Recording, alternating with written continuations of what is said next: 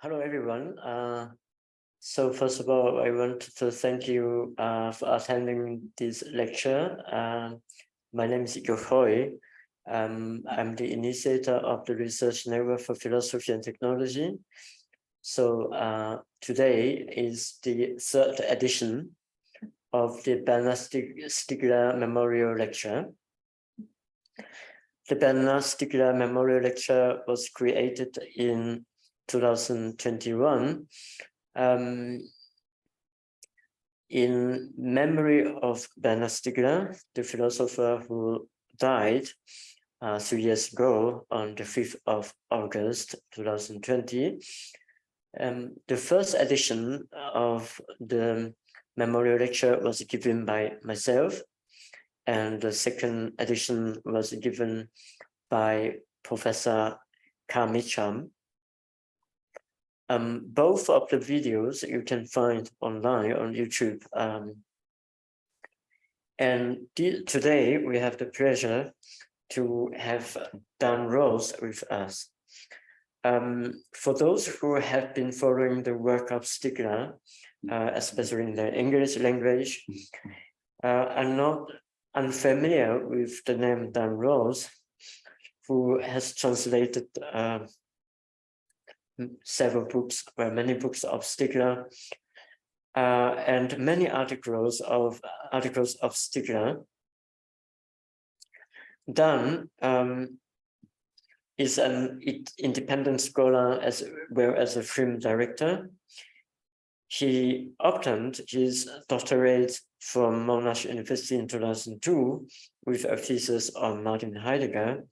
He's the author of Violent Democracy, published by Cambridge University 2004, and Psychopolitical Anaphylaxis, Step Towards Metacosmics, published by Open Humanities Press 2021, and has written extensively on the work of Stiegler.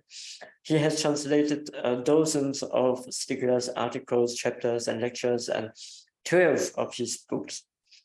Most recently, Nanjing Lecture 2016 to 2019, also published by Open Humanities Press in 2020, and the collective work composed and edited by Stiegler and the international collective with the title Bifurcate, There is No Alternative, also published by Open Humanities Press 2021.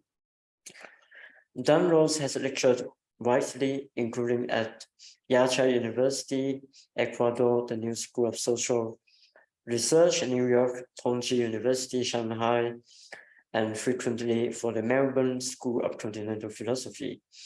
In addition, he is the co-director of the prize-winning documentary feature film, The Easter 2004, in which Stiegler features prominently. And I also have to say that I scream this movie almost every year to my students, and it became a ritual of my own teaching. So it's our great pleasure to have Dan here today with us to give the third edition of the Bernard Stiegler Memorial Lecture. The title of his lecture is Too Soon, Too Late, a pretext for a recurrence of Bernard Stiegler. Now, the protocol is the following. The lecture series has been organized by the Research Network for Philosophy and Technology, together with the China Academy of Art, where Bernard has taught since 2015 to 2019. And the president of the China Academy of Arts, Professor Gao Shiming, has been really supportive with this initiative, and he was the person who invited Stiegler to teach at the China Academy of Art. Professor Gao has prepared a video specifically for this lecture series. This year, he wanted to produce a new one, but he failed to deliver. But we are going to, as a ritual, we are going to play to show the first video that he made in 2021. And after that, we are going to have the lecture by Dan. Dan is going to speak for about 1 hour, and then it will be followed with improvised commentary from myself, and then we will open the Q&A to all the participants. So now we are going to play this video of Professor Gao Shiming.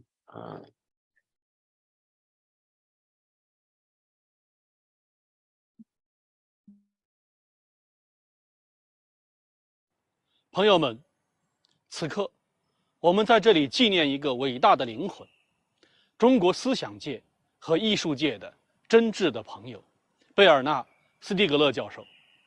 1年之前，斯蒂格勒教授离开了我们。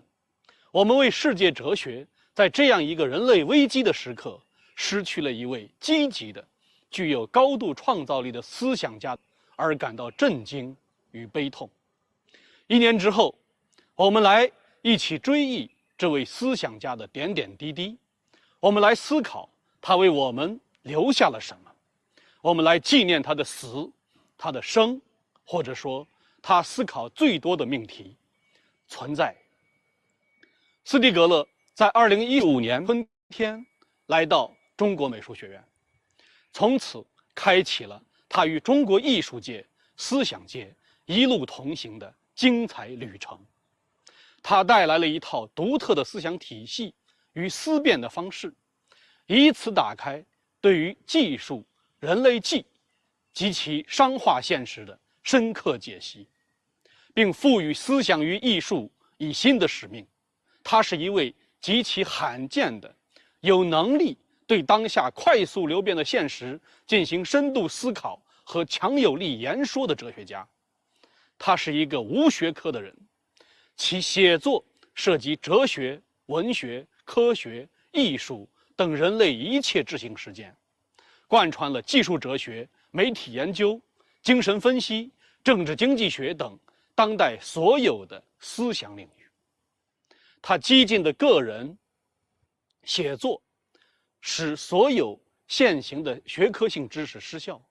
他对于技术、资本、教育、网络、数码化、人工记忆、利比多经济、精神生态学等问题的思考，为未来政治和未来的艺术开辟了新的空间，为我们的艺术教育打开了新的愿景。我们记得，每一个春天，斯蒂格勒教授都会来到杭州，来到中国美院授课。在这所全球最大规模的艺术学府中，他的课程吸引着众多艺术家和青年学者。他们从全国乃至世界各地汇聚到杭州，他的课堂如同一台智性的发动机，一个艺术与思想的节日。在2015年到2019年的5年之中，斯蒂格勒老师参与了中国艺术界与学术界众多的活动，并与许多人结下了深厚的友谊。中国的朋友们亲切地称之为斯老师。斯老师不是那类到中国传道或者炒冷饭的西方大师，他把杭州、把中国美院视为他思想和人生旅程的重要一站。他所强调的此时此地，他每次的课程都精心准备，因为这里不但有最新的命题，还有最新的现实。这里不但有热忱的学生和听众，更有真诚的对话者和他所谓的思想伙伴。对于每一个学生、听众、对话者或者思想伙伴，他都有谦逊而诚恳的回应。2015年，斯蒂格勒老师第一次来到杭州，我给他读了一封信，那是我在2010年策划上海双年展时写给纽约艺术家 Lynn Gillick 和 Eflex 的主编安东·维多克的一封信，关于那几年我一直纠结的一个命题：马克思与杜桑的相遇。在那封信中，我谈到，就艺术而言，无论是观念化的或后观念化的艺术，形式都是与交换价值捆绑在一起的。形式是价值市场中的货币。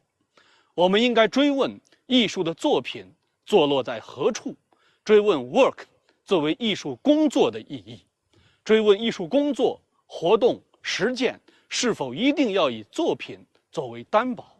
这不只是为了逃脱资本主义的商品拜物教，而且是为了艺术活动中潜在的更为重要的东西，那就是被康德强行分割开的3个领域：智性、伦理与美学。这3个领域是否可以在今天的艺术活动中被重新聚合？从艺术作品到艺术工作，从 acting 到 action， 就是希望在艺术的劳作与活动中实践一种美学、政治、伦理的行动。斯蒂格勒当时的回答我记不太清了，但是在几年后的一份讲稿中，他清晰地讨论到，工作的英文是 work， 意思是制造作品，但也有作品之意。这正是约瑟夫·波伊夫斯所说的意思。波伊斯说，艺术和工匠一样工作，正是因为工匠工作，他们或多或少都是艺术家。显然，他们并不是狭义上的艺术家，即那些把工作中的发明推演至极端的人。但以这种或那种方式，工匠能理解艺术家的所作所为，因为他们像艺术家一样的工作。所以，我们要发展一种基于工作的经济，而非基于就业岗位，也就是英文所说的 labor 和 job 的经济。要思考这个关系，我们就要正视社会雕塑的4个工地。这些工地首先就在此时此刻，在今日杭州的我们之间。这就是我们要一起工作的工地。这些工地既是知识上的工地，也是实践上的工地。艺术是最高形式的治疗。现在这些问题针对的处境，正是我们当前的处境。这也是为什么面对这个危险，我们要在杭州，在中国美术学院提出社会雕塑的问题。在2018年的一次课上，他甚至更加具有针对性地谈到了策展。他说，此时此地，在21世纪的人类纪，在杭州的中国美院，我希望提出这样一个问题：策展人该如何做出他们的选择？策展人一词在希腊语中关联到治疗、疗法、治疗师。策展人作为21世纪的治疗师，在一个第3尺寸被数码化的时代，在可计算性被作为模板随处可见的时代，该如何做出选择？策展人以及那些先于展览进行创作的艺术家们，他们可以被叫做感性的治疗师。对他们而言，该如何在艺术市场所主导的思辨性计算的环境下进行治疗、进行制作呢？他们如何能够，或者被限制生产超出艺术市场的分叉？他们是否应忽视艺术市场？用马克思的话来说，什么是他们的劳动力的再生产条件？而在讲这番话之前，斯蒂格勒老师发起了一次工作坊，与中国美院的艺术家和学生们一起向埃隆·马斯克提问。在几乎每堂课上，斯老师都会谈到此时此地和我们的思想位置。他最经常的表达是，在21世纪的今天，特别是此刻在杭州，我们如何研究艺术和艺术教育？就是这样，持续5年，他以巨大的诚意，精心构造起一个宏大的思想视野，与我们共同讨论21世纪艺术的意义和责任。他说，我们必须与亚里士多德、康德、黑格尔、尼采和海德格尔一同思考艺术，既把艺术视为与作品的相遇，也把艺术视作作品的实践，把艺术视为更普遍的构成所谓真理经验之物的一个既具体又特殊的案例。对斯蒂格勒而言，人是一种技术性的存在，一个未完成的存在。人必须找到一条通往未来的路，那就是他命运的真相。而艺术的作用，便是以感性的方式找到这种真理。他说，艺术是对真理的经验中最卓越的模态，因为艺术是超越虚无主义、超越人类纪、超越商之千流的一种拯救性的分叉。从每一年的课程中，我们都能真切地感受到司老师对于中国的爱与诚意，感受到他思想上的勇猛精进，感受到作为一位哲学家，他对于艺术的高度期待，并因此让我们备受鼓舞。1年前，在全球的疫情、危机和灾难中，我们永远地失去了司老师，永远失去了与他一起学习、讨论与思考的机会。在他离开的1年中，世界的危机正在进一步展露容颜。这让我想起，在杭州的最后一堂课上，他多次讲述的虚无主义、灾难和死亡。世界真的是一个庇护所吗？他自问自答道：世界是一个庇护所，但也在庇护之外。这就是我们在21世纪通过一系列灾难所发现的事实。他接着说，我们现在要尝试理解的是尼采和虚无主义的问题与里尔克诗歌之间的关系，因为后者与死亡相关。在最后一场杭州讲座的尾声部分，他提醒我们关注欧律狄克走出冥界的最后的场景。他说，俄尔普斯正要把欧律狄克带出冥界，也就是让他复活。众神告诉他，不要回头，如果你回头查看欧律狄克是否跟随着你，你就将永远失去他。然而俄尔普斯不由自主地回过头，然后他就永远地失去了欧律狄克。所以朋友们，我们不要回头，因为我们知道斯蒂克勒始终与我们同行，带着他的智慧与希望，带着哲学修炼的光彩，思想与爱的光芒。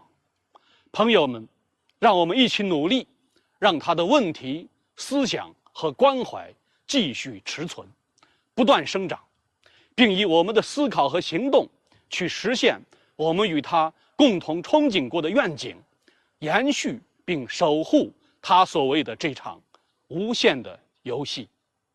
谢谢。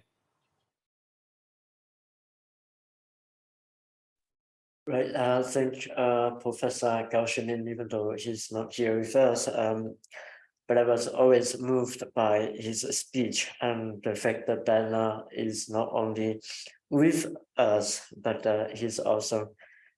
he also keeps on coming back as the subtitle of Dan's lecture, A Pretext for a Recurrence of Dana Stiegler Pretext. So I don't want to take more time. I'm going to give the floor to Dan Rose, and he's going to give us a lecture with the title Too Soon, Too Late, a Pretext for a Recurrence of Dana Stiegler. Thanks, Dan. Thank you, Yuk. Thank you for the invitation and for the chance to see that video again from Gao Shiming, which, yes, reminds us to keep an thought alive, which is one of the questions, one of the themes that I'll be looking at in this paper, and also reminds me as well of the time that I spent in China, in Hangzhou, and at the China Academy of Art, which was a very great time for me as well, which Bernard made possible along with Yuk and Lu Xinhua and Gao Shiming and many other people. Okay. I think the screen share is working, I hope, and we'll go. The title I've given this memorial lecture, Too Soon, Too Late, echoes the title of a film by Daniel Hui and Jean-Marie Straub, which they made in 1982 when Bernard Stiegler was still in prison, but which I didn't happen to see until 40 years later on the 21st of November 2022, when, that is, on the day after Straub died, one of the directors of the film. Just check him. Okay. Why did they call their movie, which is composed of two parts, the first showing exteriors shot in France, the second showing exteriors shot in Egypt? From what sources were they drawing when they decided to call their movie Too Early, Too Late? Mainly, they were referring to a letter written by Friedrich Engels, dated February 20, 1889, or rather to a review in the form of a letter to Karl Kautsky. Kautsky being the one who said that revolution requires the patience to wait for the right conditions. Whereas in his review of Kautsky, Engels refers to the Paris Commune government in order to complicate this question of when. No one could tell what they wanted until long after the fall of the Commune. Babeuf gave the thing definite shape. This is Engels. If the Commune, with its aspirations of fraternity, came too soon, then Babeuf came too late for his part. Straub and Hui, for their part, seem to want to show us the rich and fertile, mostly agricultural landscapes in which these shocks that came too soon took place, so that they can juxtapose these locations with the lateness of the written articulation of the significance of those shocks, articulations coming from Engels, Babeuf, and in the Egyptian case from Mahmoud Hussein. Instead of transformational opportunity being a matter of preparing for the arrival of the right conditions, the filmmakers seem to be saying, it is rather the case that a tangle of leaps and stalls seems always to be playing out, mostly in a tragic key, oscillations of advance and delay, where surprising actions arrive far ahead of their comprehension, overshooting the mark of the possible. Knowledge, in the sense of the adjustment of actions to ends which is for the good of the species, has gone awry in the schemes of men, as Alfred Lotka put it in discussing what he called exosomatic evolution. And the development of the adjustors has lagged so far behind that the potential of these actions has already passed by. But perhaps, the filmmakers seem to be saying, with the possibility of returning once again, even if most likely only to trigger another shock, itself destined to come too soon.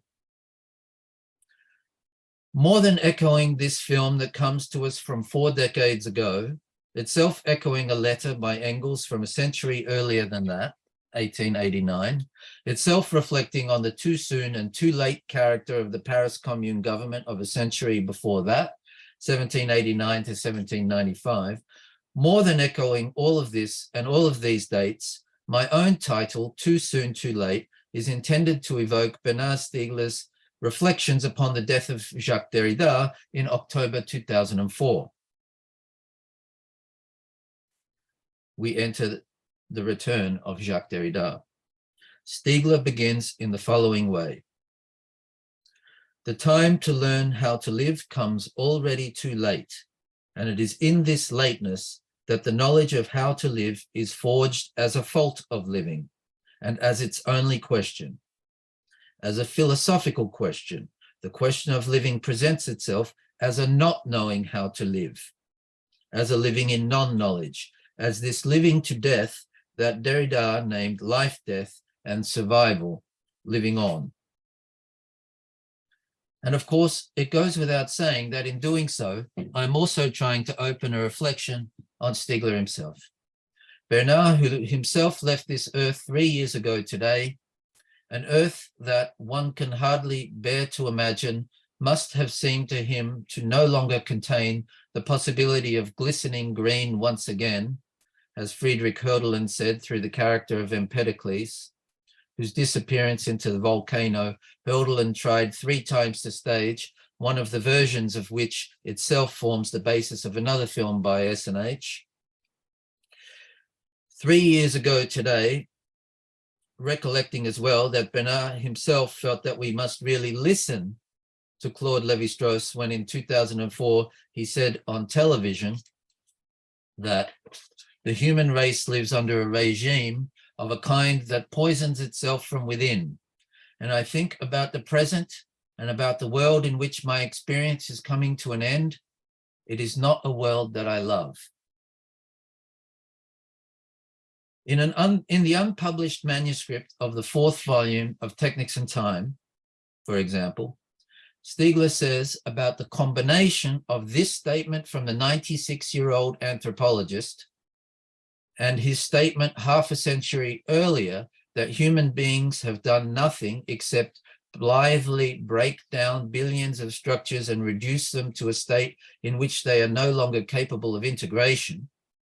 That's Lévi-Strauss, such that anthropology might as well be spelled as entropology.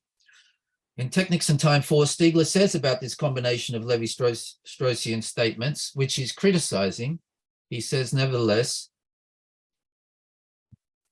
we can only be grateful to Lévi-Strauss for his candor. It is not a matter of rejecting or condemning his discourse, which would be still to practice a denial from which Lévi-Strauss courageously breaks. The denial of entropy and its telluric consequences, and on all forms of thought and care. With this discourse, and as early as 1955, he attempts to break from this denial, but in doing so, he himself perpetuates the denial of exosomatization that Locke had described. As you know, it is this latter denial of exosomatization with which Stiegler himself wishes to break. We've become painfully aware that these telluric consequences are manifold and devastating. Tomorrow, for example, is Hiroshima Day. But above all, there are the consequences to come from the fact that, for example, despite every national commitment, despite every target, despite every strategy, every program, world consumption of primary energy rose in 2022 to a record high. Fossil fuel consumption in 2022 rose to a record high and remained steady as a percentage of primary energy consumption, 82%, and carbon dioxide equivalent emissions in 2022 rose to a record high, 39.3 billion tons. Denial reigns supreme. Despite that denial, we can all understand how it is that we do not know how to live with these facts, which is to say that whatever knowledge we now have of how to live with these telluric consequences, which we know will play out for centuries to come, comes already too late. The final warning has passed, and our question becomes how to live in the knowledge of this lateness. Whatever ways we dream up can now only be faulty, that is, more faulty than ever. We face the question of knowing how to live in the downgoing, in the entropic slide, how to live in the not knowing how to live on an earth that may never glisten again or as green in the way it seemed to for those gone too soon. This is the question that Stiegler raises in Technics and Time 4 via Norbert Wiener, as the question of how to live in a quasi-causal way worthy of the fact that, as Wiener already put it, it is quite conceivable that life belongs to a limited stretch of time, that in a very real sense, entropy in and of itself means that we are shipwrecked passengers on a doomed planet. And so we must know that we shall go down, but let it be in a manner to which we may look forward as worthy of our dignity, with the courage to face the eventual doom of our civilization, is really a question that Stiegler takes seriously in Technics and Time 4. Why does Bernard begin his memorial for Derrida in this way, by evoking the lateness of the time at which we learn how to live, such that knowing how to live must be forged out of the fault of its absence? After all, Derrida was not some kind of self-help guru imparting appealing wisdom at a nice price.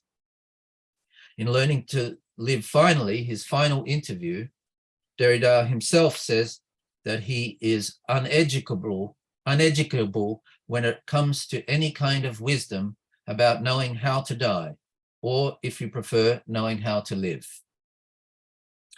Is it a question of a mournful projection of sentimentality onto the master's philosophy in the wake of his loss? No, it's not that either. What Bernard says is not that Derrida was a master, rather that he was a gadfly, which is to say that he was a kind of reincarnation of Socrates. And he says as well that Derrida is tempered by Socrates and that he is of the same caliber.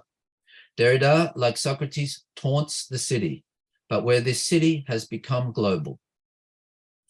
What is it that makes Derrida a gadfly? It is what Derrida uncovers, what he rediscovers, elementary supplementarity. The fact that from the outset, there is a complication, that right at the origin, there is a complement, and that this complement is a supplement. In other words, all of our knowledge always comes along and has always got going on the basis of a supplementarity that forms its element and that always goes along with it, complicating it, and which therefore implies an impossibility of all mastery. And in that impossibility, an intractable not knowing how to live. All of Socrates' versions of the question, what is, are the taunts of a gadfly who knows that all of the mastery of the sophists is haunted by what taunts it, this intractable not knowing for which Socrates is condemned, promising to return. And he does return, Stiegler says, in the desedimentation of the question of what is, that is embodied in Derrida and in his work as deconstruction. In Learning to Live Finally,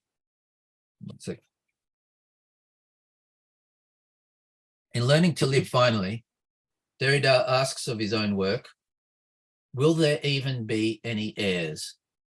And wonders whether 2 weeks or a month after my death, there will be nothing left. Nevertheless, Derrida says that he wrote in such a way that, or at least intended to write in such a way that the reader, quote, will learn to read, to live, something that he or she was not accustomed to receiving from anywhere else. And thus that he or she will be reborn differently, determined otherwise as a result, receiving this dissemination of textual grafts as a kind of insemination, where it is the one inseminated who, conceiving, finds herself reborn, reconceiving herself. So what about Bernard? 2 weeks, a month, 3 years after his death, what is left of Stiegler? How will we allow him to come back? Are we the ones who have been reborn differently, determined otherwise, as a result of the work with which Stiegler has impregnated us? Or are we the ones who have failed really to receive Stiegler's dissemination, failed to become those heirs, to adopt that work? And do we await the arrival of the one capable of doing so, who will learn to read, to live, something otherwise from out of Stiegler's work? Responding to that question means first answering or doing our best to answer the question of what makes that work different, otherwise. And first of all, different from Derrida's. To what does Stiegler give birth? What, if anything, does the originary default add to the thesis of elementary supplementarity? There are many ways into this question. One thing we could say, which Bernard said himself, is that Stiegler adds process back into deconstruction. And this is why what Stiegler cares about is not just difference, but the history of difference. But I think that perhaps the most profound way in is through the question of those spirals that Bernard never stopped thinking about, which is to say through the question of what he called the idiotext, as you see in this drawing by Bernard here.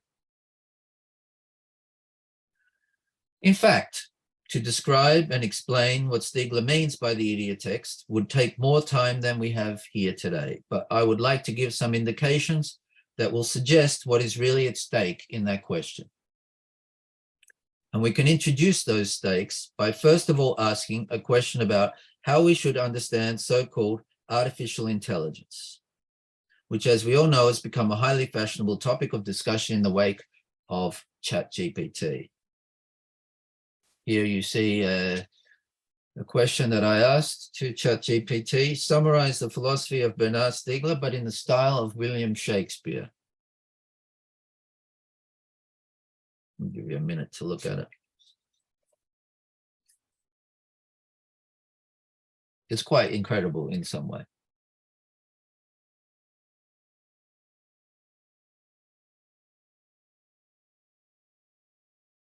How should we understand the step taken in computing with phenomena such as machine learning, deep learning, neural networks, AI, and so on? Does this step represent a leap beyond the mechanical following of set instructions pre-programmed into a calculating machine? Or is ChatGPT merely an example of the verisimilitude that is possible when the complexity of those instructions reaches another order of magnitude, together with the magnitude of the data to which those instructions are applied and of the speed with which they are carried out?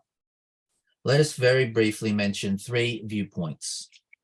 First, we have the view of Catherine Malabou, who in a recent discussion says that she has changed her mind because the plasticity she formerly ascribed only to brains now seems possible for computers too.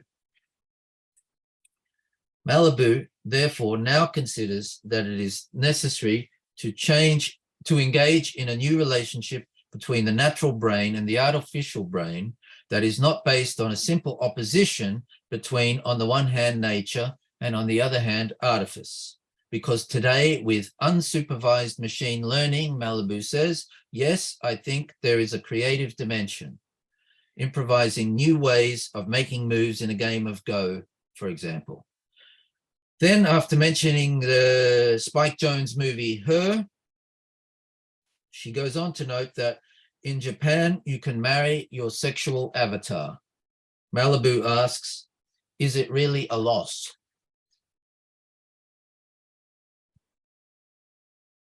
I'll try and come back to that question later. On the other hand, we have the view of Anna Lambert and Giuseppe Longo, who say that these are still just machines which do not learn or invent.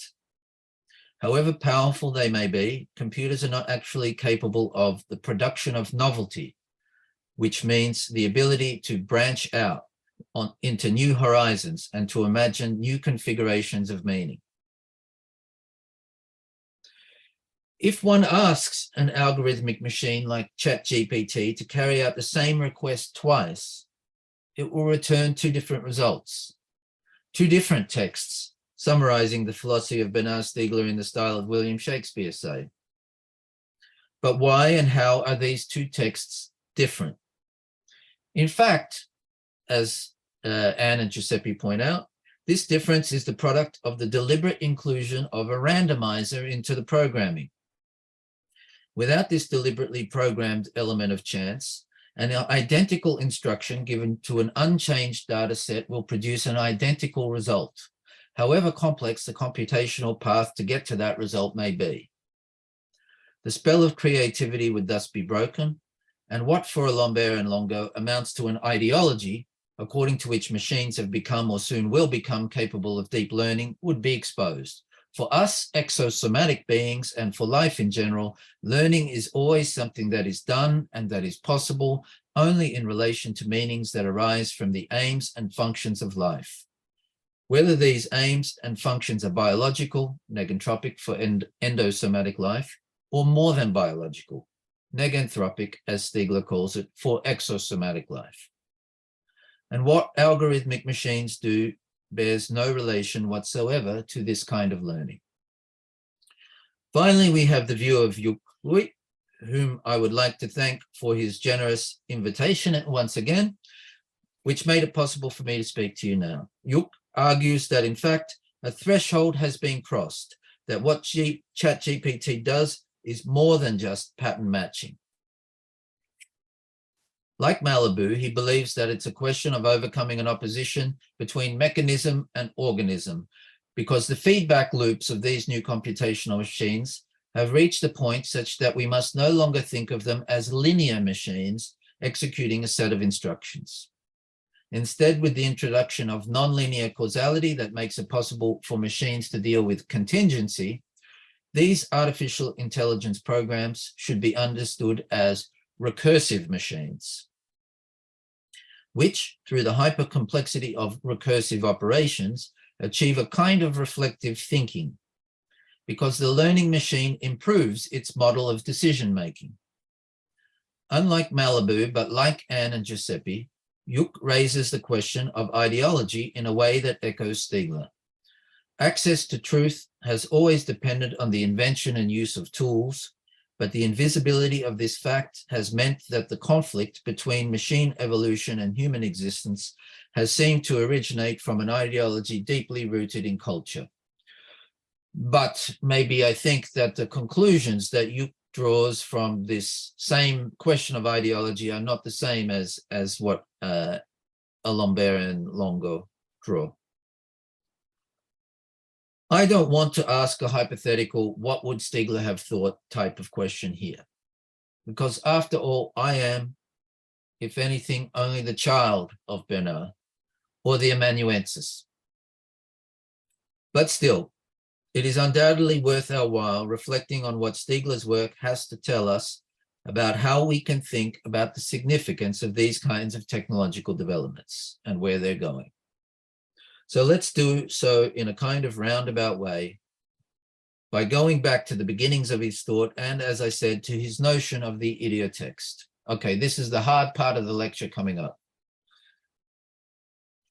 While positing that the question of support is irreducible, with the notion of the idiotext, what Stiegler wants to theorize, so he says, is elementary supplementarity for itself, before any particular support. That is, that very elementary supplementarity, which was Derrida's great discovery.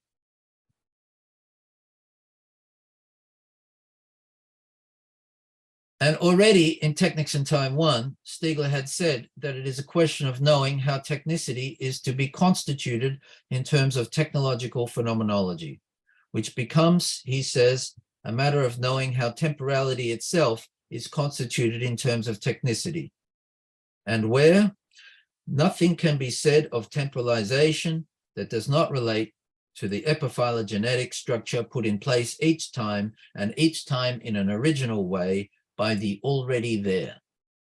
In other words, by the memory supports that organize successive epochs of humanity, that is, technics.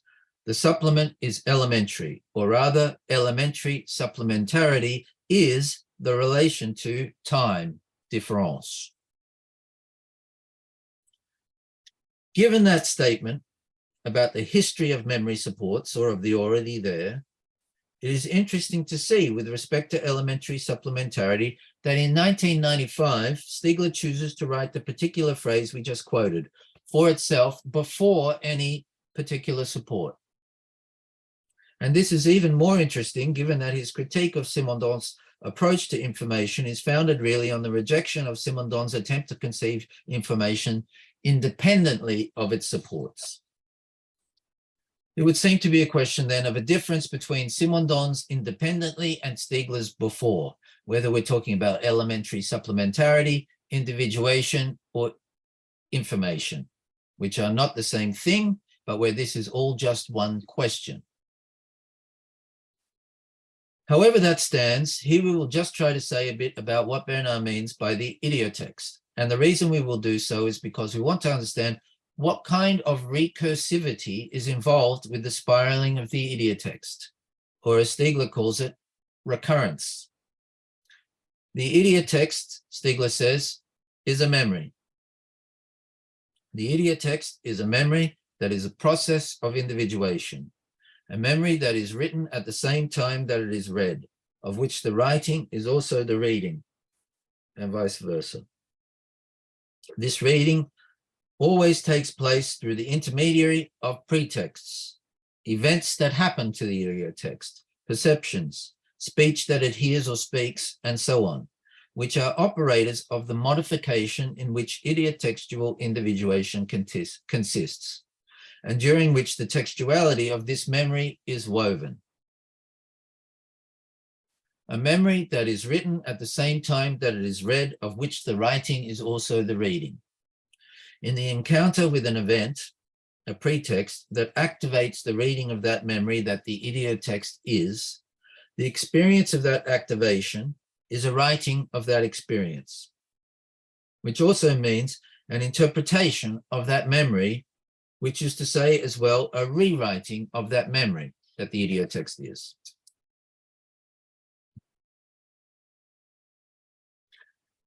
Stiegler often tries to explain what this means in relation to Husserl's account of time consciousness. That is, in the course of giving his, Stiegler's, account of the technicity of temporality itself. What the invention of sound recording showed for the first time is that what seems to be the same data input as when I listen to an LP or a CD twice, in fact leads to two different experiences, from which Stiegler draws the conclusion that perception involves a process of selection, and that the criteria for this selection must be furnished by the accumulated experience of the individual, forming its memory. Or in Husserl's language, these selections find their criteria on the basis of the sedimentation of primary retentions that have become secondary. And as you undoubtedly know already, what he will always add, what Stiegler will always add, is that this accumulation of secondary retentions is always able to be conditioned by what Stiegler himself calls tertiary retentions. Memories externalized in artifacts, a conditioning that can either open up new possibilities or undermine the capacity for remembering and knowing. This being the reason that in Phaedrus, Socrates refers to writing as a pharmakon.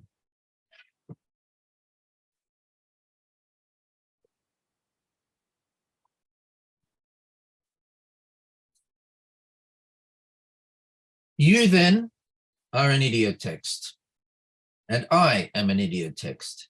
And the occasion of me speaking to you now is what Stiegler calls a pretext, an event that happens to you, the listener, leading to a modification of your idiotextuality, another turn of the spiraling of your individuation in the encounter you are having with the idiotext that I am via the milieu of this encounter, which is language, here itself mediated via the digital network milieu opened up to us by Zoom, and more generally by the protocols of the World Wide Web and the technical system that has evolved around it.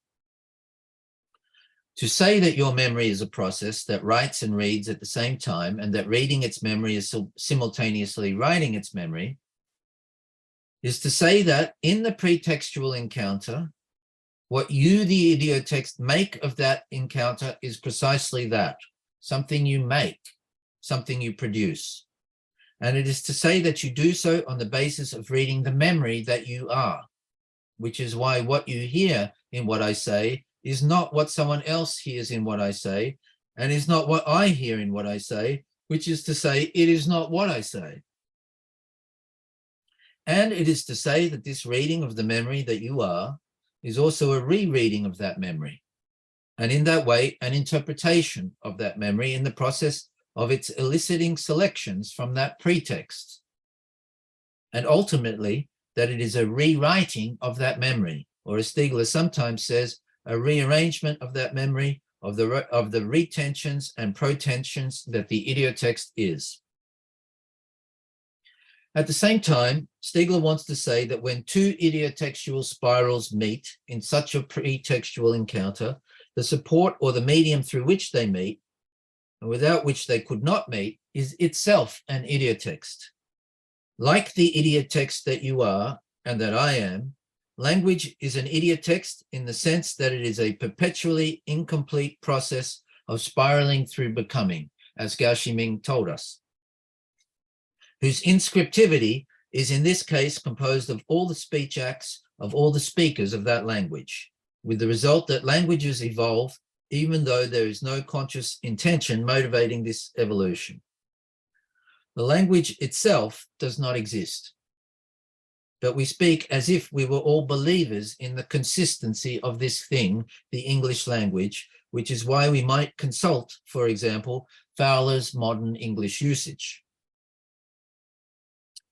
A language, however, is nothing more than the sum of these acts and these beliefs, which is to say, all of these acts made in fidelity to what does not exist but consists. From the beginning, then, Stiegler was referring to consistence in this very particular way, even though I think he didn't talk about it in a book until 2004. So when the idiotext that you are rereads its memory on the occasion of a linguistic pretext, there are also, of course, all kinds of other pretexts involving milieus other than the linguistic, but all of which are in one way or another idioms, which means both localized and in some way grammatizable. This rereading of one's own memory is also a rereading of the idiolectal character of one's own particular way of using that language. Idiolectal means my own private language, my own private idiom, which is to say that that language is a kind of spiral within the idiotext that you are, as well as being a spiral between all of us, and which we share through our utterances. Depending on one's viewpoint on this situation, then, one and the same idiotext can be viewed as being on a scale that is larger than the idiotext that you are, or on a scale that is smaller than you, within you, forming all of the various yous whom you aim to synthesize as the you that you hope to be, but where this you does not exist any more than does language.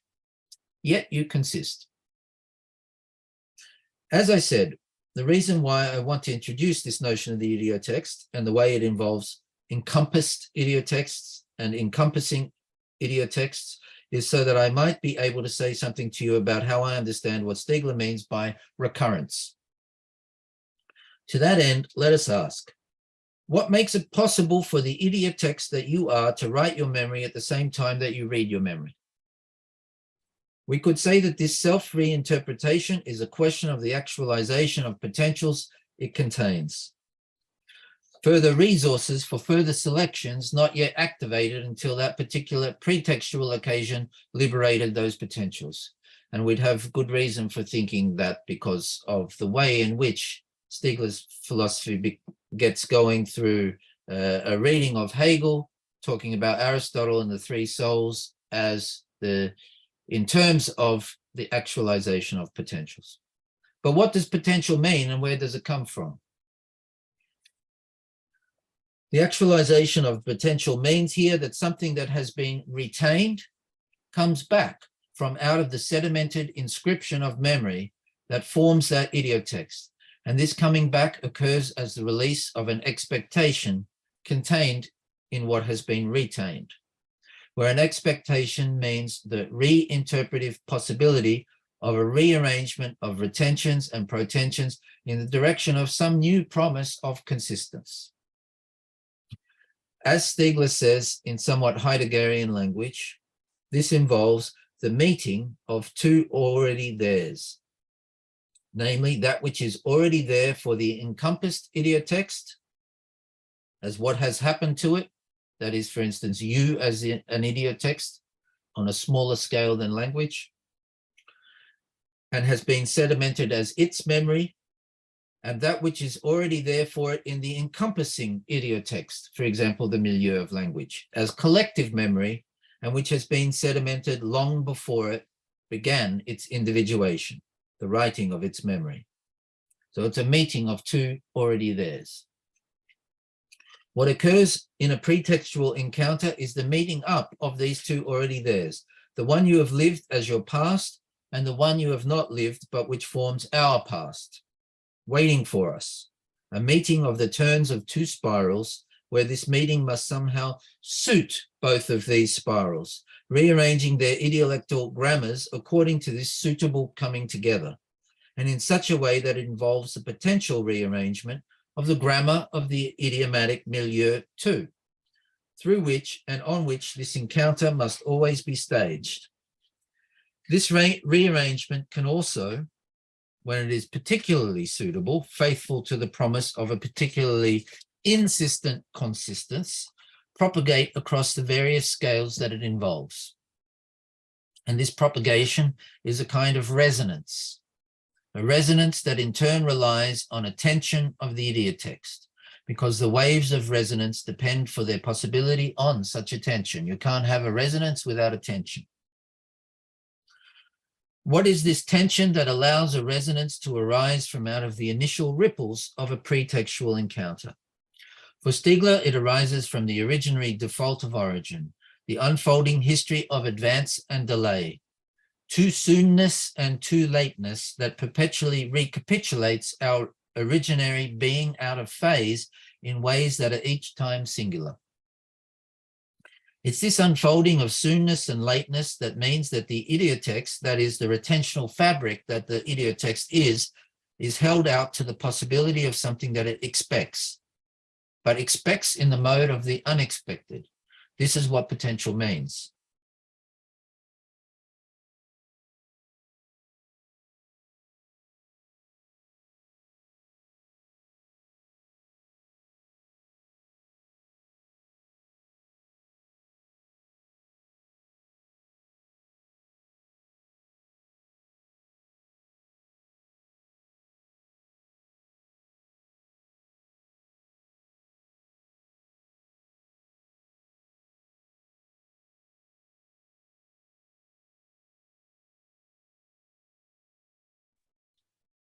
Am I back?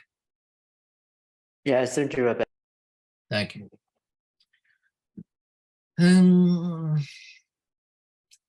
I'll read the last sentence again. What recurs is what is expected, but expected as the unexpected improbable, about which the idiotext is therefore expectant in a performative or quasi-causal way, as if it awaited only this, or so it seems after the fact. In this way, the idiotext involves not just a protension. Oh, I need to screen share again.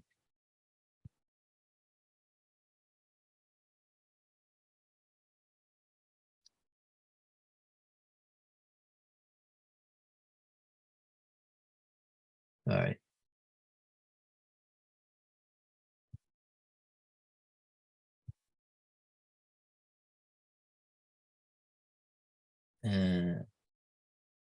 Yep. In this way, the idiotext involves not just a protension in Husserl's sense, but a tensionalizing protension. Stiegler will later say a protension with an S rather than a T.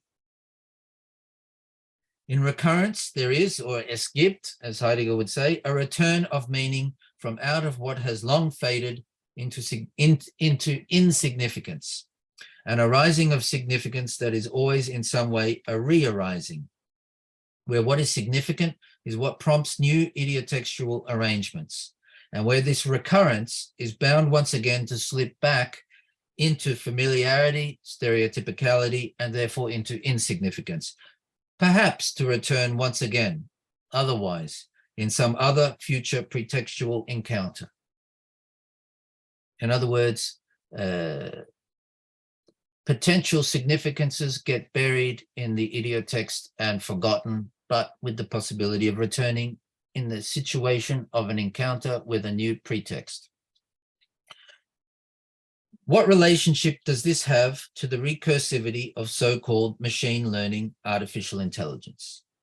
I would suggest very little, if not nothing. It's the originary default of origin propagated across the history of all of these idiotextual spirals, an initial being out of phase of these idiotexts, which is to say an originary inaccessibly lost past of retention that, in the unfolding of this absent presence, sets up the pro-tensionalizing performativity of idiotextual inscription. It's all of this as a history of advance and delay that means that the idiotext can be kept open to significant reinterpretations, leading to rearrangements of an open system, one that always threatens to close entropically. If receiving the same data inputs twice does not produce two identical experiences for the receiving idiotexts, it's not because of the introduction of a randomizing program element, but ultimately because this receiving is not just a passive reception.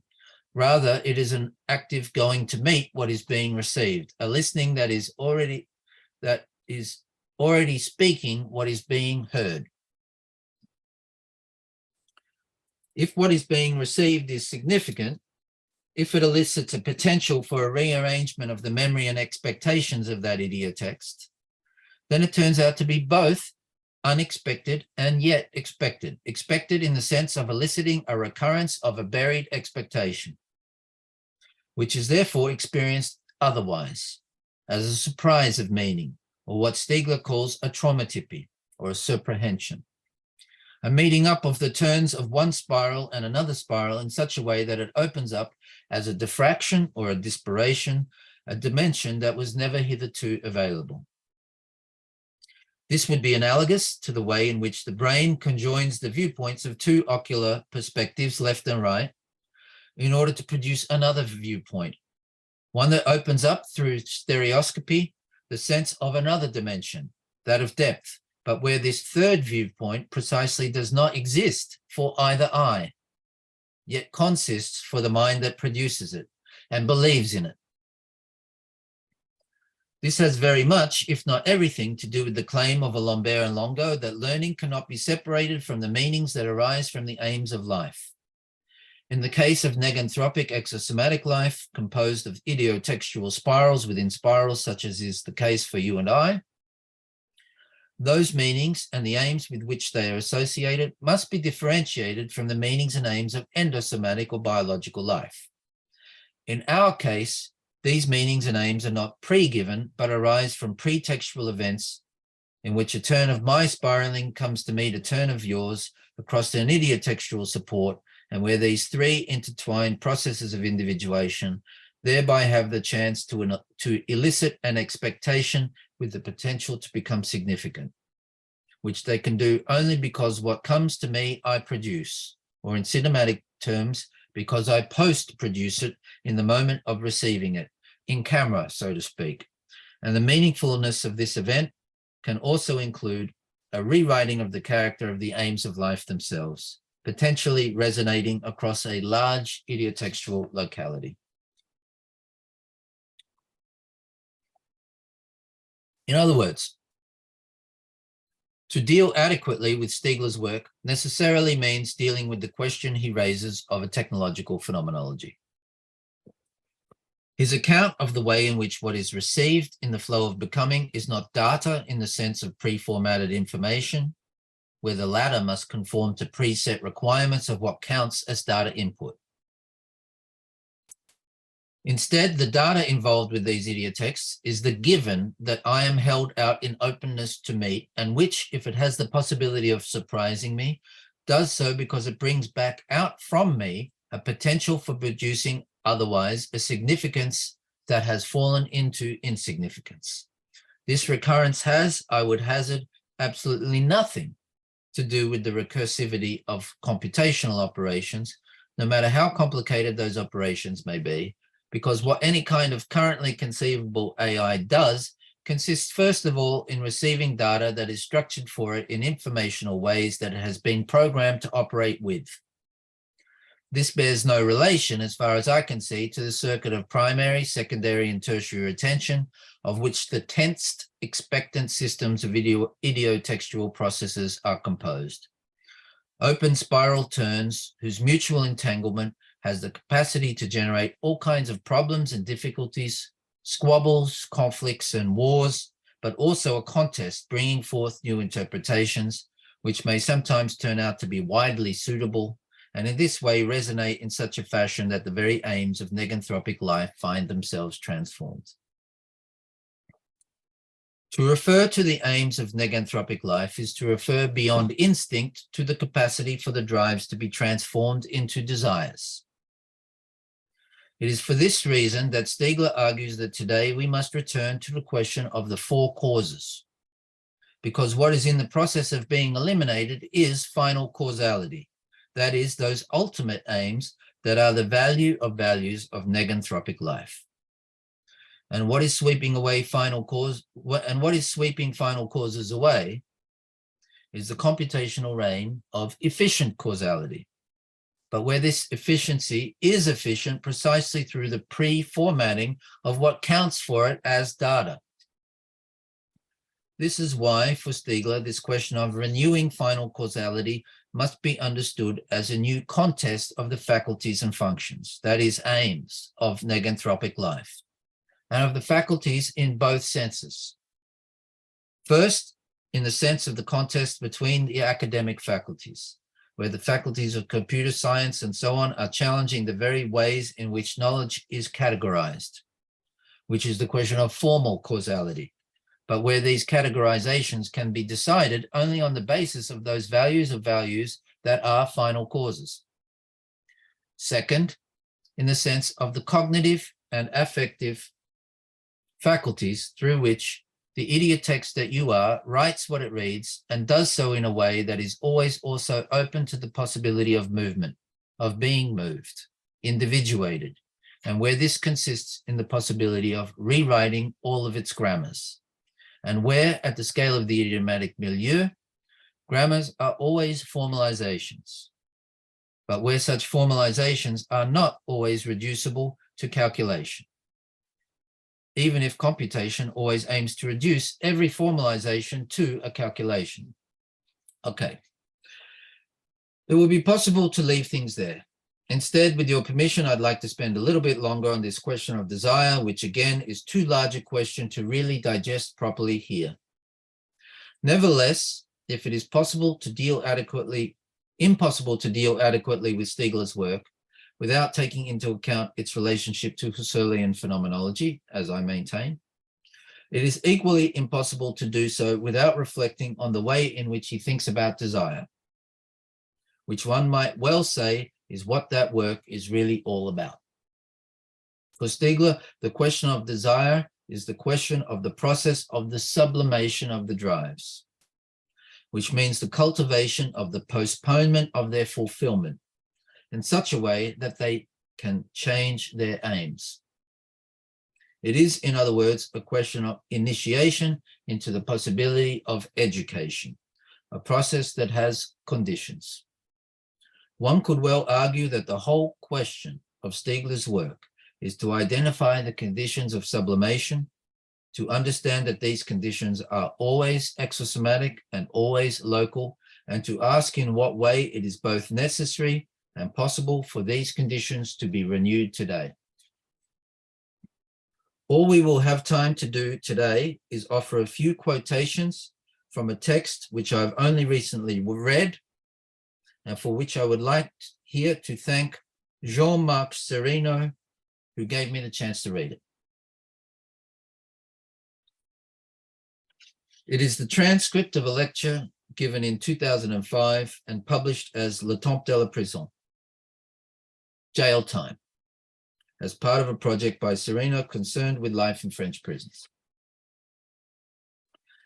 Bernard's lecture is more specifically about the question of whether and in what way culture is or should be introduced into prison. And his reflections on prison life and his own experience of it make it a very worthwhile addendum to Passer al-Aqd. As I've said, here we will only have a chance to look at a few passages, but in truth, all of what I have said up till now is largely just a pretext for me to offer you the following recurrence of Stiegler's words, with which most of you will not have had a chance to become familiar. As with the earlier text, Acting Out, Jail Time is about the way in which prison can be a chance for prisoners to transform their lives, but as I said, such a possibility has conditions, specifically that the prisoner is able to turn the fault of their jail time into a virtue. Prison, Stiegler reminds us, is a place where the prisoner is deprived, for example, of the symbolic, of that capacity for symbolization that is the very possibility of socialization, through the ways we express ourselves symbolically by our choice of clothing, the way we furnish our home, and so on. If prison can be a chance, it's a matter of experiencing this deprivation of the symbolic, but of experiencing it in such a way that it can become, in a time freed from the question of subsistence that hopefully is available for the prisoner, not a deprivation, but an excess of the symbolic, the surfeit of the symbolic. This is what Bernard himself experienced as a prisoner, a flood of meaningfulness, where everything became significant through the access he had to culture in a situation of the deprivation of culture. And here we can find a clue to the first and most important meaning of the notion of entropy in Stiegler's work. The fact that there is no stable state. There are only ever dynamic processes unfolding. And even more than that, the fact that this means that to remain in a stable state is in fact to go backwards, to be on the way to succumbing to entropy. Without using the word entropy here,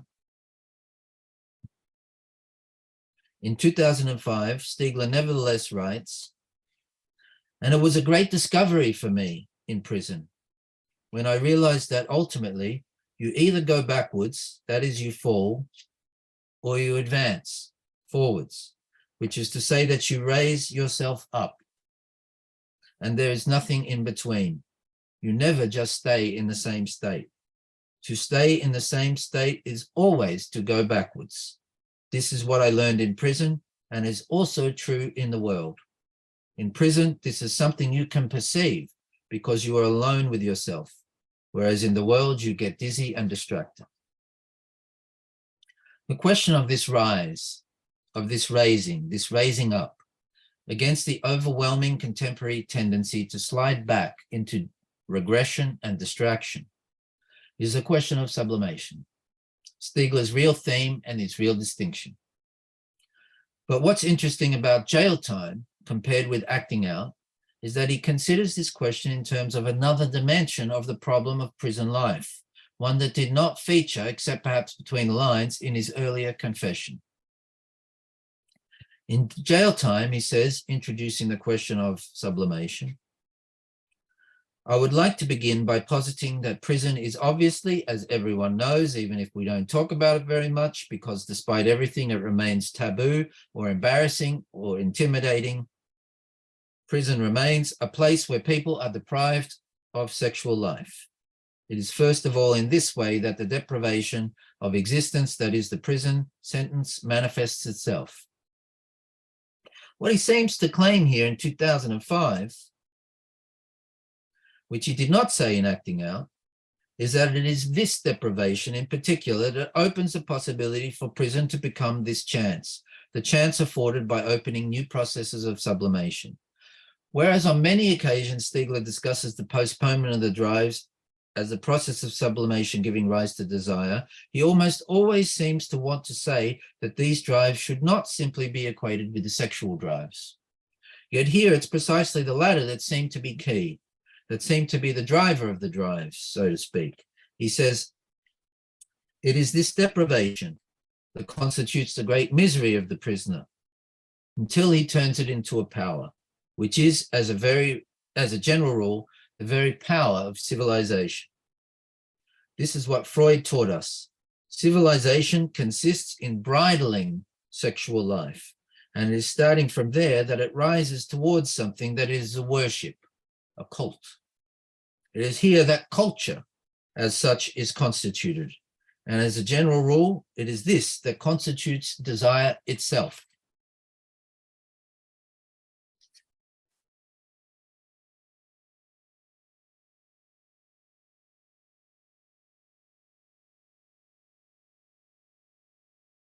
Desire is not about satisfying your sexual needs. Oh, no, this is the wrong one. Yeah, this one. Desire is not about satisfying your sexual needs. That's the boar mounting the sow. We, men, don't just leap upon our wives like boars upon sows. We at least court them, and we want them to esteem us, to love us. That is to admire us, not just for our sexual performance, but for our ability to cultivate another plane, whatever it may be, sport or any ordinary social activity whatsoever, which is never simply ordinary. It's because, Stiegler says, the prisoner serving a lengthy sentence realizes after some time that his body is suffering from the perspective of this sexual misery or poverty. It is because of this realization that he decides to sublimate, recognizing that the only serious way out of it is to bring this body to life through an experience other than a sexual one.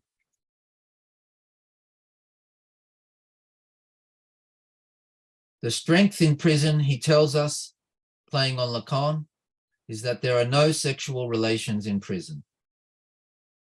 And it is precisely this that can mean that suddenly incredible, extraordinary things become possible. Is it not at least a bit surprising to read Stiegler agreeing with Freud that it is specifically the bridling of sexual life that makes civilization possible, and that it is specifically the absence of sexual relations that makes prison a privileged site for accessing the extraordinary, that gives prison its strength? We might even wonder, is this a particularly masculine viewpoint on the question of desire and drives? I don't know. Perhaps if Bernard were to magically return to us, he would want to qualify these statements, or to say that the fact that the drive he is discussing here is the sexual one does not give it a greater fundamental importance than other drives, which too can be bridled, sublimated, postponed in their satisfaction in a process of transforming them and cultivating desire, where what culture is the cultivation of the incalculable, which alone makes it possible for the ordinary to become extraordinary. And we should here acknowledge that in the manuscript of Technics and Time 4, there is an evocative footnote, which we won't have time to read now, concerning an organology of maternity, involving the thanatological and erotological difference involved with the division of the sexes. But what we imagine Stiegler might say if confronted with these questions today is perhaps not what's most important or most interesting to think about here. Perhaps. What is interesting, at least to me, is the acknowledgement by Stiegler that the question of sublimation does have something specific to do with the sexuality of endosomatic beings. It's interesting because it is something he does not usually say, and is even more interesting because it poses a question to us, if we're willing to let ourselves hear it, which is to say, what do we think about this statement from Stiegler, and how do we take care of it? What do we think about the idea that the very possibility for prison to be a chance, its strength, comes from the fact that sexuality is absent, that it exists only in absentia? Playing a bit on what is almost but not quite a false friend, in the translation sense, we might want to draw attention here to the fact that when he writes in this text, it is the very absence of the thing that in some way constitutes its presence or its importance, insistence, and existence. The word I've just translated into English as importance is in fact prénance. It is the very absence of sexuality that here makes possible and makes apparent its pregnancy. Is there not still something to be thought here in terms of the necessity of opening the possibility of new pregnancies, of new capacities for pre-births still to come, without which there can never be those rebirths that are the results of, for example, that mixing up and mixing around, that recycling of idiotextual remnants that in philosophy we call critique. Nearly done. What does it mean for life outside of prison today? A life that Stiegler sees mostly as a cultural desert in which we are all suffering, an immense regression characterized by the unbridling of the drives. Would this imply that what we require today is a rebridling of the sexual drives? Or if we don't wish to say quite that, then what do we want to say about how Stiegler's account of desire and drive bears upon the question of contemporary sexuality, or the other way around? Might it even be that sexuality and all of the gifts and exchanges in which it consists is in some way its own idiotextual milieu? If so, then what would be its grammar?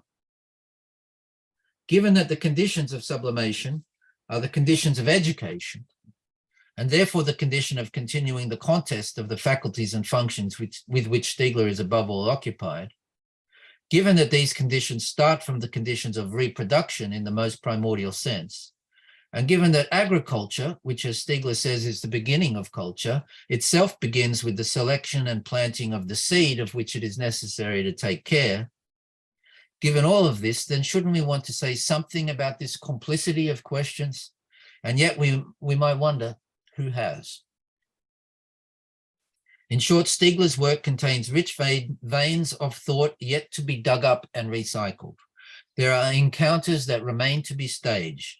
For that, lectures, even lectures by me, cannot be any kind of substitute for reading the work, reading the books, and reading them carefully. There are plenty of them, and this is what the idiotext that you are should do. As I've just said, Stiegler was attentive to suffering. He felt it in himself, in others, in this mostly freezing cold, yet boiling hot Anthropocenic universe. All noetic life, he said in Technics and Time 4, suffers from this ill-going, draining life of its energy in all its dimensions.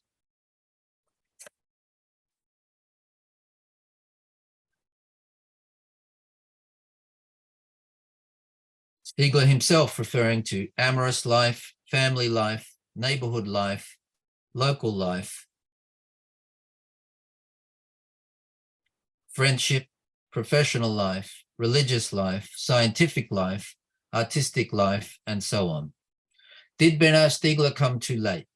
Are we too late in coming to him?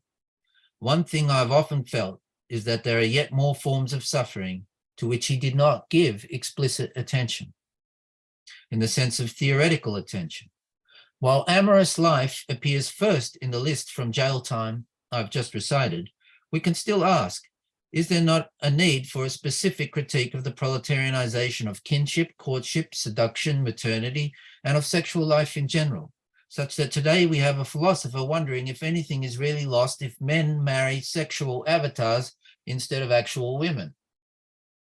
Is this not enough to make it necessary to undertake a specific exorganological account of the formation of exosomatic sexual life, which is to say, noetic and neganthropic, even if intermittently so, sexual life?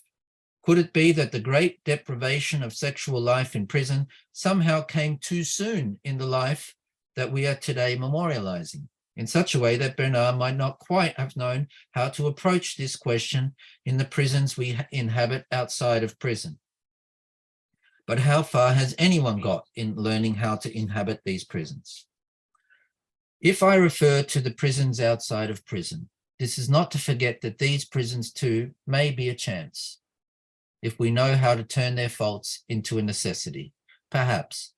Is it a question of learning, and always learning too late, how to live in these prisons, or how to construct livable prisons to keep ourselves protected within the unlivable ones within which we subsist barely, so that we may reconceive ourselves, so that we may become pregnant with possible rebirths, open to being reborn differently?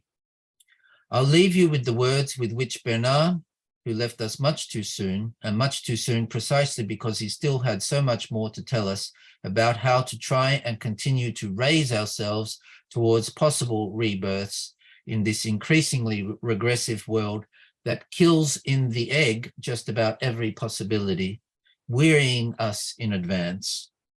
I'll leave you with the words with which he ended jail time, his 2005 lecture on the life of prisoners who face a long sentence, those who, like us, have to endure a lot of jail time.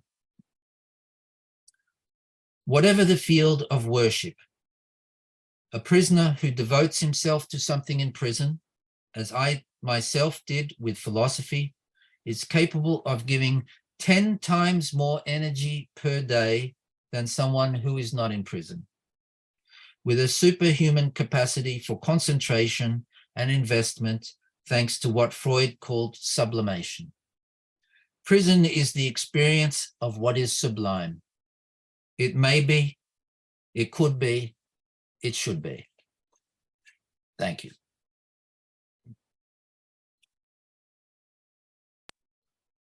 Thank you very much, Dan, for this very thoughtful lecture on Bernard's thought. And I have to say that I have been such a bad organizer that I only managed to invite him to give the lecture with a really short notice, and he managed to produce such a magnificent text. And I know that it's almost midnight in Australia, so thank you so much for this effort. Now, as etiquette, I would like to give a short response to Dan's wonderful lecture. And because we don't have much time, so I'm going to keep it as short as possible. So first of all, thank you for this pretext for the recurrence of Bernard Stiegler. And even though we know that there is no pretext, that's to say, a hyphen between pretext. Because we know, since every idiotext, which we are, is always already dependent on the supplement. Even a baby inside the mother's body, the pregnancy, as you said. Or like the pre-individual is contained in the individual. The pre-individual also contains the already individuated. But I would like to reflect on the title of your talk, which seems to me very significant: too soon and too late. Because this recalls me of the question of polarity, which is central to Stiegler's thinking. However, I don't think that he has spelled it as explicitly as it could have been. I remember 2019, we were talking about a book that I was writing, which was later published as Arts and Cosmotechnics, and I was working on the question of opposition. And when I was talking to Bernard about a question of what I call the oppositional continuity, he said, I would call it polarity. And what does it mean by polarity? A polarity that is already present in the title of the lecture, too soon, too late. The polarity, maybe we can say that it is also the condition of Stiegler's chegist thinking, and chegist in the sense of the Greek chegist. Towards the end, you said, you quote Bernard's, what he said in Technique and Time, Volume 4, that suffers from this ill going. That is something that we can imagine Nietzsche might have said. And this chegist thinking is idiotic in the sense that the idiot, for the Greeks, means pertain to oneself. It's about oneself. It is as intimate, as political that we can find in Bernard's thinking. And if you remember that Bernard always, whenever he talked about Derrida and the Derridian, he always said, I detest le petit Derridien. Then he was followed by saying, but the worst, les pires sont les Stiegerian. The worst are the Stiegerian. But of course, you know that psychologically he needs them, but philosophically he hates them. And it is always in between, in these two poles, that we can start thinking about the question of life. Or let's just say in between these two poles, that we have to look for wisdom. And as you know, wisdom is the most powerful seductive power of philosophy. Because philosophy, as we know, is seduction. bisalons. And in the title of your talk, Too Soon, Too Late, isn't the question of life precisely, or couldn't the question of life precisely be found there? We cannot choose too soon. We also cannot choose too late. We cannot choose the good. We cannot choose the bad. We could only struggle in order to transcend the polar relations as a process of individuation, as we know that such a polar tension is the condition of individuation. We can also find in between machine and human, and as I think you are absolutely right in pointing out that Bernard never opposes the human and the machine as two substances. However, he posits them in polarity, and this polarity is also the condition of a general organology. So as we know that since the 1980s, that his criticism against artificial intelligence is precisely the problem he identified, that the computer scientists trying to imitate the human being by using machines without being able to think organologically. That's to say, the polar relation between human and machines. Now, the second point that I found really interesting and very significant, that is towards the end of, in the second part of your talk, but which is already at the very beginning of when you invoke his memorial of Derrida on the question of the question of meaning of life. And well, to me, I think that there is a big difference between Giuseppe Longo and Stiegler, because Giuseppe Longo is the Husserl of the 1936. His criticism of technology, of AI, of genetic technology, and so on. And this is probably something we don't really find in Stiegler. But if we go back to the question of learning how to live, or what exactly is the meaning of life, that we also have to admit that no one knows exactly what it is. Like what Socrates would say, that I know that I don't know. The opening sentence of Stiegler's memorial of Derrida, le temps d'apprendre à vivre, il est déjà trop tard. We know that it is actually from a poem of Louis Aragon. Il n'y a pas d'amour heureux. There's no happy love. In the same poem, we also hear that quand il croit s'arrête son bonheur, il le pourra. Sa vie est un étrange et douloureux divorce. Il n'y a pas d'amour heureux. And when he tries to embrace happiness, he crushes it. His life is a strange and painful divorce. There is no happy life. I think it would be it's comparable to what you quoted towards the end when you say, it is the very absence of the thing that in some way constitutes its presence or its importance, inconsistence, and existence. Because the happy love does not exist as such. There is no happy love, or love can only exist as an ideal, which we found in Plato's Symposium. And there is no happy love, perhaps, between Stiegler and Derrida, as the first sentence of his memorial already said. But a philia, a friendship, which cannot be grasped in written form. But nonetheless, it demands a written form as its supplement. And we may want to go a bit further by asking, isn't this question of polarity also present in the question of sexuality.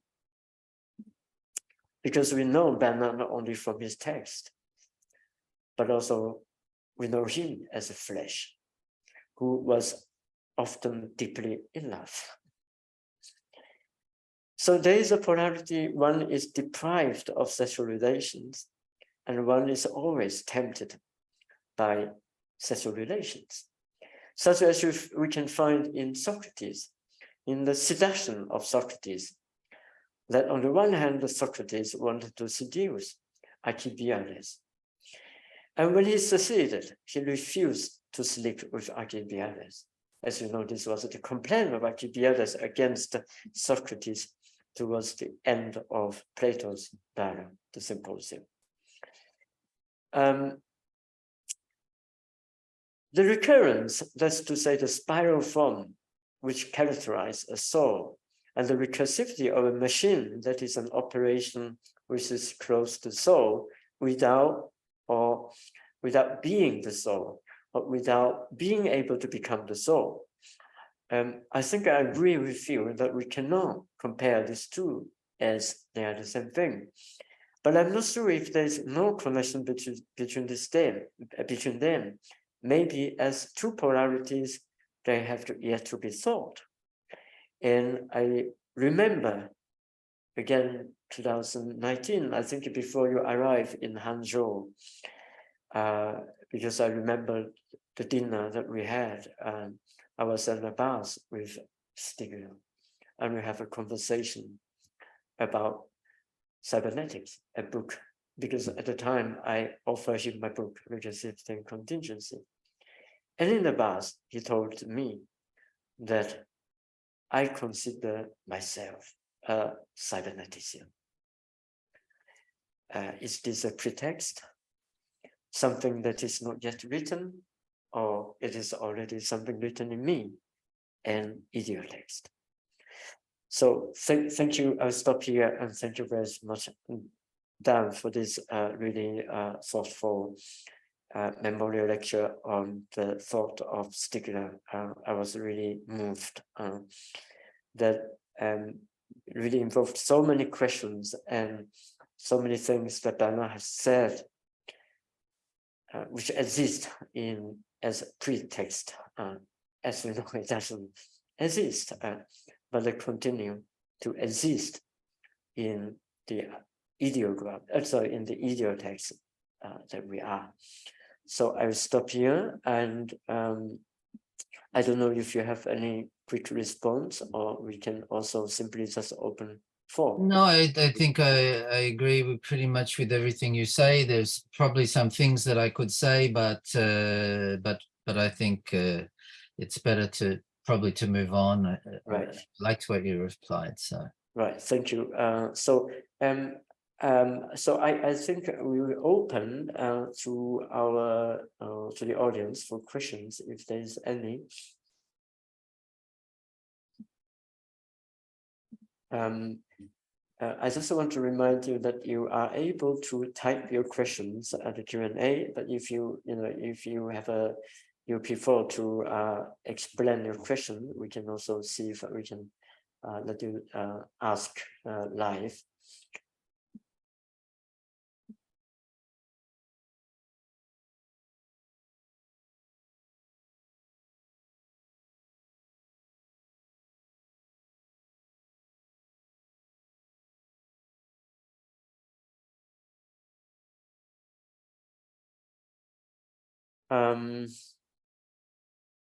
There's one question. Oh, yeah. Will the fourth volume of Technique Time be published? That's the question.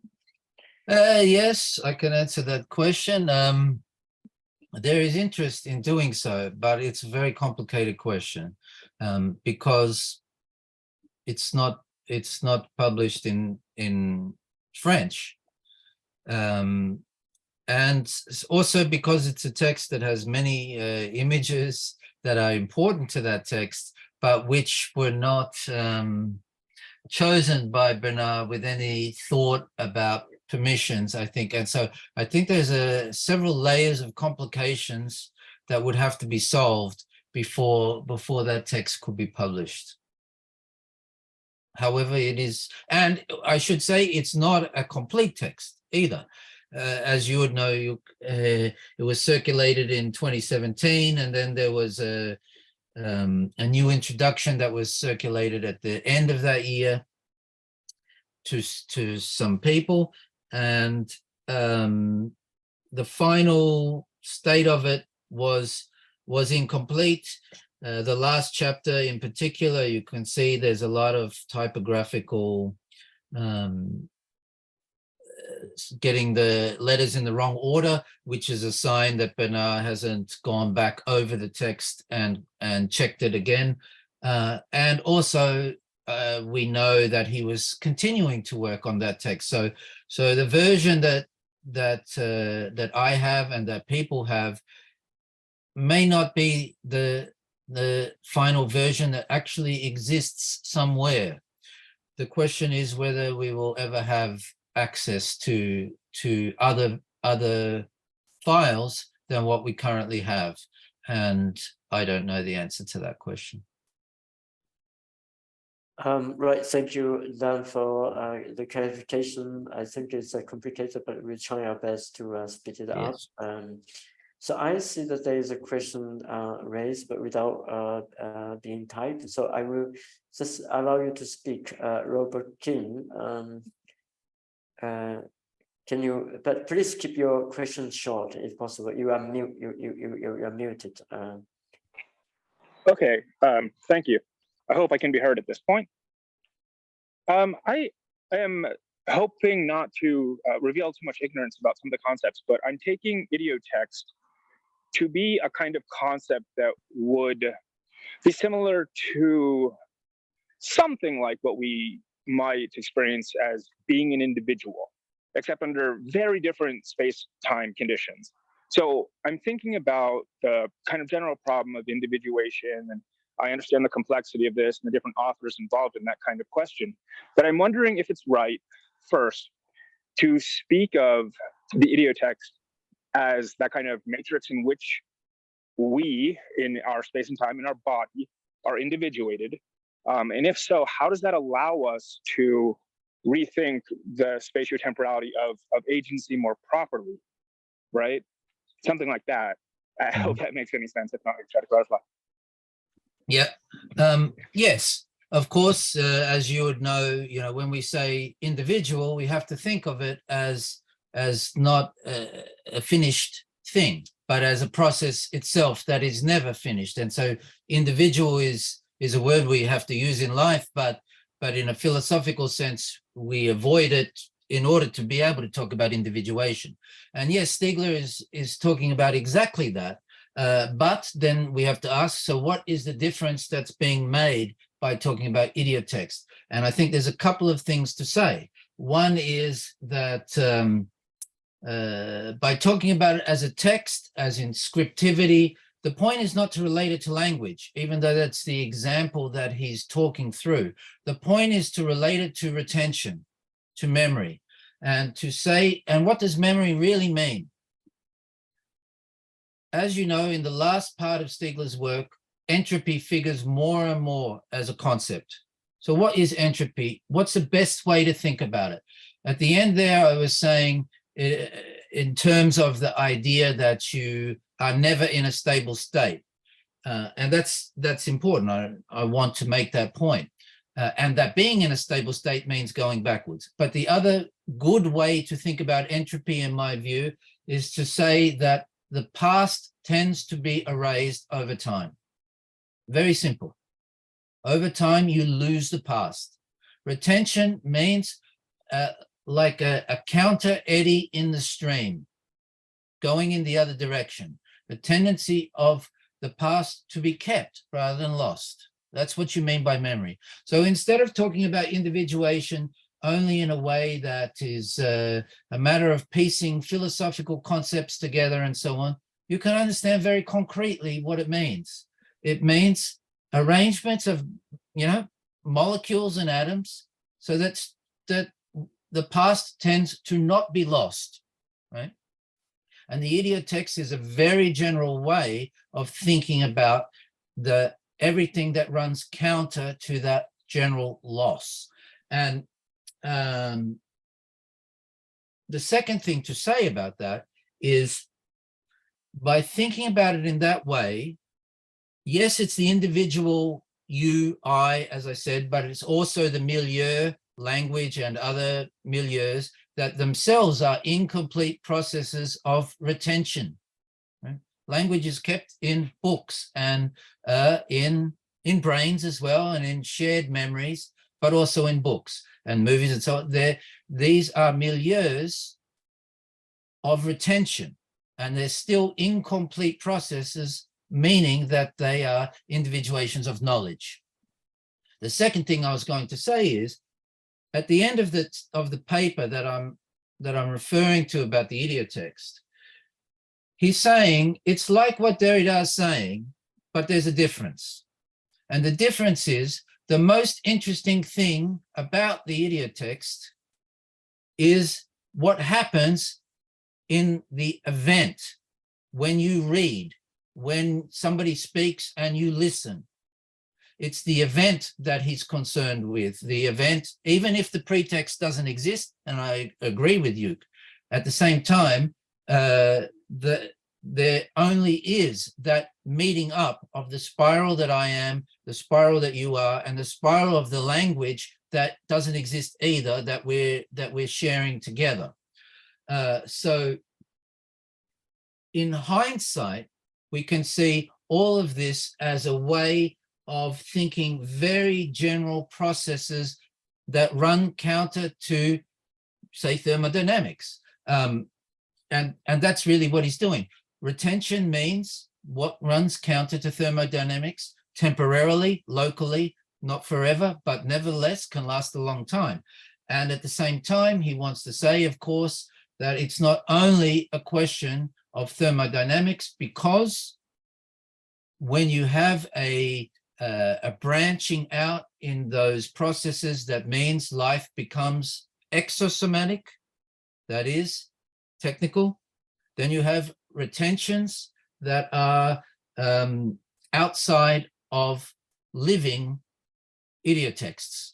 And being outside of living idiotexts doesn't mean that they're not idiotexts. It means that they are idiotexts, but it means that there's another kind of entropy that enters into the situation. And that is the kind that turns knowledge into information, or turns desire into a lack of desire, because desire is only what is cultivated through those encounters, pretextual encounters. Yeah. That's how I'd answer that. Right. Thanks, Dan. I think we have a few questions. So I think some of them are quite related. So there were two related questions. Is that would you mind interpreting more idiotext, and how does it relate to the spiral? I think you have answered most of it. Another related question is, where does humor come into the idea of an idiotext? Yeah, okay. Humor. Well, you know that when Stiegler is thinking about the character of the kind of lives that we live, human beings, he wants to say that sublimation is crucial. And that, in other words, that the postponement of the drives in order to make possible the cultivation of desire, including desire for things that do not exist but consist, is really what makes life worth living, to quote the title of one of his books. And he refers to that as long circuits of transindividuation. A long circuit of transindividuation means that it's not just something that happens to me in my life, but something that we do together. If we are learning philosophy together in a Zoom meeting, as part of a much larger process unfolding for 2,500 years, etc., then we are involved in a very long circuit of trans-individuation. And because it's very long, and because the aim of that circuit does not exist, but consists, we can find many sources of enjoyment and pleasure and will and desire and expectations and hopes and worries and fears and so on in those long circuits. Everything good in life comes from what takes a long time, as I was saying to a 7-year-old girl yesterday morning. So that's long circuits of individuation. On the other hand, he's constantly worried about short circuits. The short circuiting of those long circuits through informational speed and acceleration and so on, that try in advance to break down those long circuits, reduce life to as short a term consideration as possible, don't cultivate good food, just go to McDonald's, etc., etc. And then you have to make a distinction between short circuits with a hyphen and circuits that are just very short. A circuit that is very short is like a lightning between two poles far apart of an electrical circuit, but it's very quick, that joins them together. This is how Stiegler characterizes humor. Humor is like a very short circuit where a connection that you couldn't think logically, carefully, but it suddenly appears. And in that sudden, very short circuit, that is not a short circuit, is a possibility of an insight that is a kind of truth. So that's how I'd answer the question about humor there. Thanks. I think we have two more questions. These two questions are quite related. So there's one question from Renzo. My question is related to the view of the art. Yesterday, we were talking with a colleague about the operation of creating images under the intramediality of the text. Speaking nowadays of works created with code or AI software for this purpose, how do you see these relationships and creative operations from a pharmacological approach in relation with the imagination? Noetic intelligence for Stiegler. Now, the other question from Tobias van Del is quite, I think, related. So maybe we can think together, these two together. Could you speak a little about authorship and aura in the text, in the context of machine learning, chaining data and the generated or resynthesized result product? Yeah, okay. Well, taking that Tobias's question first, the slide that I included of ChatGPT answering the question about Stiegler's philosophy in the style of William Shakespeare. I don't know if I gave you enough time to actually read the poetry that was composed by ChatGPT, but there is something remarkable about it because I could not have written that, and all of the little Stieglerians that I know could not have written it either. But if they read it, I think they would really recognize that not only is this rhyming and so on, but it is as if there is an understanding of the feel of what Stiegler cared about going on in that paper that ends in that poem that ends with something about a balanced shore, which is not exactly what Yuk was saying about polarity, but it's also not totally false either. Anyway, if you watch the video, you can pause it on that slide and you can read it properly. But of course, it doesn't mean that I would want to say that ChatGPT is an author here. Why would I not want to say it? Well, because in terms that I'm using in this talk, to be an author is to exist within the spiraling of your own idiotext within you. For instance, the different characters that you inhabit, depending on who you're talking to, that you try to unify and say, this is really me, and so on. It's a product that you create from out of the way in which the spirals that compose you interact with spirals that you encounter outside of you, and which, being outside of you, you create too, as I was trying to explain. This is a kind of phenomenological process, is another way we could say that. And for me, that's what you have to mean when you talk about an author. It's like saying that to think is to be a reed. In other words, to blow in the wind. But where the wind is itself is also your production. But of course, these are very complicated questions and people can have all kinds of views on it. One of the points is not to get caught up in the hype, as you was also saying, and the ideology that wants too much and too quickly and much too easily to get excited about the idea that this new step means that now we have to say this is an author and this is an artist and the computer is an artist, etc., etc. I think we don't want to go quickly about those things at all. And that relates to the second question, Renzo's question, which may have been the first question. I think it's part of what I wanted to do in this talk was to say to people, there are parts of Stiegler's work you might not know.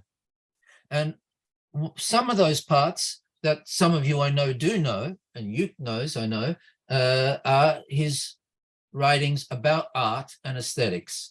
And I don't just mean in Symbolic Misery, which are important texts in that regard, but the lectures that he gave, for example, that were published in Boundary 2, where he's considering the question, many questions, but one of the questions he's considering is the difference between modern art and contemporary art, or he's assuming that difference. And where he's making an argument that nowadays, in the age of contemporary art, it's very hard to refer to the old anchor points, values by which we judge works of art. But judgment is a question in relation to art. We have to be able to decide what is beautiful and so on. But that question seems to have been short-circuited, so that, he says, very often when you go to a contemporary art exhibition, you're not too sure what to say, except to say that, well, that's interesting, or it's not interesting. And his point in saying that is not to say that contemporary art therefore is worthless, but it's to say that it's a problem. It's a problem that we have to think about. What do we mean by interesting, and how do we make these judgments, and in the name of what? In the name of what value? And I think he has an answer to that question. And his answer would be that art needs to undergo a critique or a self-critique, and partly this is why he refers to Joseph Beuys, in order to say that the work should connect with the functions and aims of life. Of course, again, it's a very complicated question, and I'm talking about it in a very concise way. But I think that's the meaning of why he uses words like neganthropy, to say that what matters today is what in the great stream of the destruction of knowledge and desire, which means the diversity of knowledge and desire, the diversity of idiotexts, which means the diversity of memories.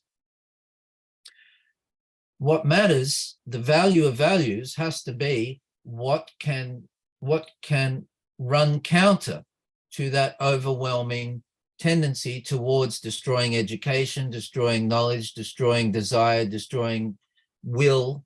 And that when we face questions like the Anthropocene, climate change, and so on, many people say, we have the solutions, all we need is the will, as if that was a straightforward problem to solve. The whole question is that will has conditions, and those conditions are themselves exosomatic, and as exosomatic conditions require a political and economic set of policies and structures to be organized in order to facilitate the fruition of the conditions of will and desire and knowledge, and that means negantropy. And art has to think about that, regardless of whether it's AI or not. I think what's more important is to start from there and then to begin to ask, so what could AI mean for that? That's what I'd say to that. Right, thanks, Dan, for this really thoughtful answer. I just want to add one a simple fact that because for Bernard, what is so, or what you understand by aesthetics could be called existential aesthetics, not the kind of aesthetics that we know. And his text, which Dan mentioned, just published the lectures he gave in Care Arts and also in the China Academy of Arts, were in English, are published in Boundary 2, and the Chinese text was published as a book, actually comes from a manuscript of a book, which he said that it would be 500 pages long. And I only read one version of it. That was, he sent it to me in 2010. So I read the early version, but unfortunately I lost it because deleted, carelessly deleted that email. But I read it, and it was a really, I have to say that it was a really enlightening text. And I once expressed to him, my wish is that he should publish that book as soon as possible. But unfortunately, we don't know how to deal with the situation. But the book is, I remember, it has it starts with Duchamp, but in between that he goes to the gather hunt, gather hunting culture, where from the point of view of anthropology and which contains also very detailed studies of how the Eskimo use, or what kind of tool, what kind of knife the Eskimo used to hunt whales and dissect whales. However, right, so I don't see any further questions. Right, that's the last question. Thank you for a very illuminating talk and discussion. Thank you also for instituting this lecture. It's the short film we saw at the beginning, available publicly, YouTube, etc. I think that's the only question that you can answer.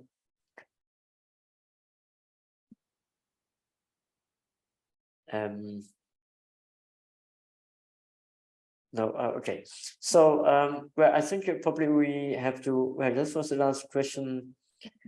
No, there's a last question. So maybe I should just, this would be the last one. From Daisy Maramara. Are the models of computational desire, belief, and semantic space theory dealing with these problems?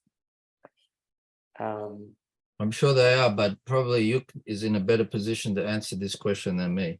Well, I'm not in the, it's not the good occasion, the best occasion for me to answer these questions. So I would consider this as the last question and the last remark, and I wanted to thank Dan again for this really thoughtful lecture, and especially in this occasion, the third anniversary of Bernard's death. I also want to thank the audience for joining us and stay until this point. And I know that many friends of Bernard, students of Bernard are also in the audience. And I also want to ask my colleague Edwin Lowe, who has designed the poster and set up the Zoom meeting. So thanks everyone. Yeah, I hope that we will be able to continue the discussion in the near future, and we hope to also to see more translations from Dan. Yes, possibly you will. Yeah, I think things happening. Right. Okay.